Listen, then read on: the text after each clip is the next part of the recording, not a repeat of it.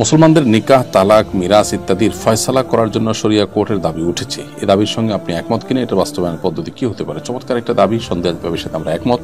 এটা বাস্তবায়নের জন্য পাকিস্তান সহ পৃথিবীর যে সমস্ত দেশের শরিয়া আদালত রয়েছে সেগুলোর শরণাপন্ন হওয়া যেতে পারে।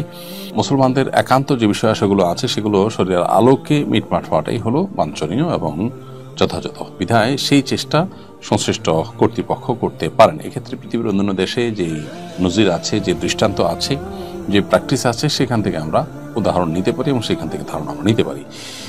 সন্দেহাতীতভাবে এতে আপনি যাদেরকে শাসন করছেন তাদের চাওয়া অনুযায়ী তাদেরকে শাসন করলেন, ব্যাপারটা জন আকাঙ্ক্ষার প্রতিফলন হিসাবেই দেখা যায়। যার কারণে এ ব্যাপারে সরকার পজিটিভ চিন্তা করতে পারেন বা করা উচিত।